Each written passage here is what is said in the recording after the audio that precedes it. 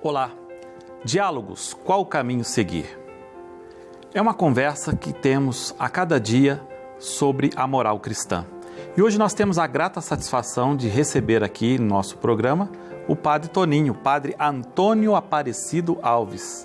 É um padre que estuda muito a doutrina social da Igreja e como ele estuda, ele passa para os outros. E ele vem aqui para nos ensinar, para nos contar o que é doutrina social da Igreja, o que implica a doutrina social da Igreja. Então queremos dar as boas-vindas ao Padre Toninho.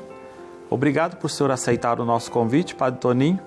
E nós temos recebido mensagens dos nossos telespectadores e um dos pontos que eles elencam dentro do nosso programa Diálogos, qual o caminho seguir, que trata sobre a moral cristã, é se nós temos alguma palavra a dizer sobre a doutrina social da Igreja.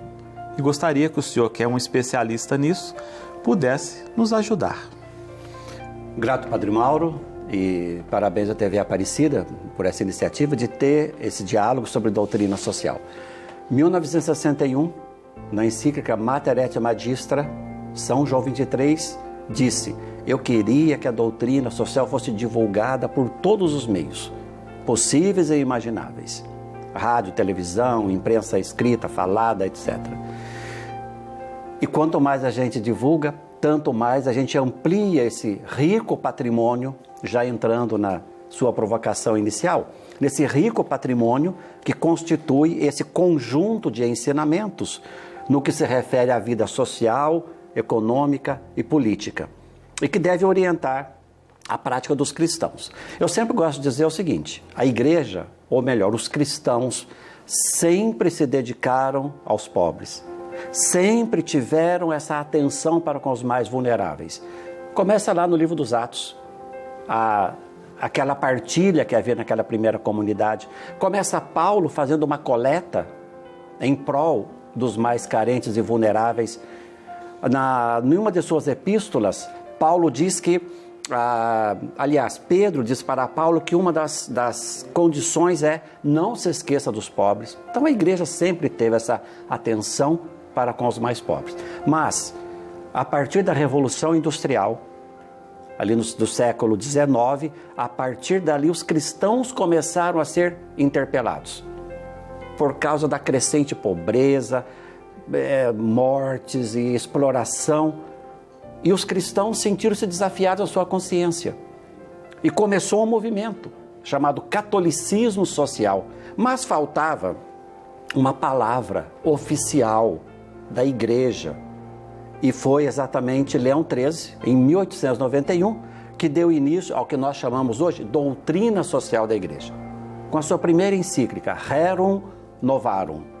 E tudo isso foi formando um conjunto de ensinamentos.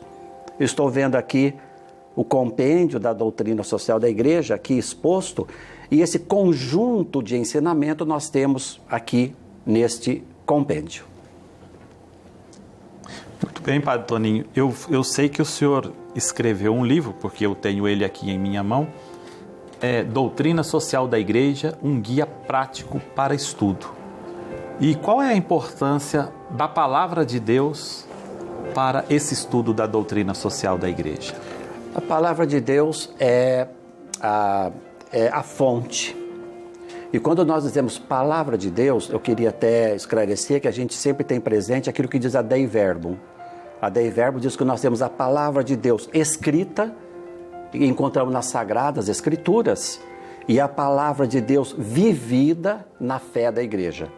Trento falava Sagrada Escritura e tradição, como se fossem duas coisas distintas.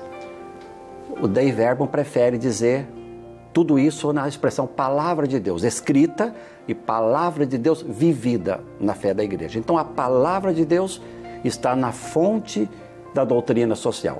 Por isso que é o ensinamento teológico, está no âmbito da teologia moral. Não é filosofia social, não é ética social, não é ciência social, se bem que tem todas essas interfaces, porém é teologia, e teologia moral, e teologia moral social. O nosso tempo acabou, Mas nós voltamos no próximo programa com o Padre Toninho para continuarmos essa nossa conversa sobre a doutrina social da Igreja. Tchau, aproveite o seu tempo, aproveite seu dia, a sua noite.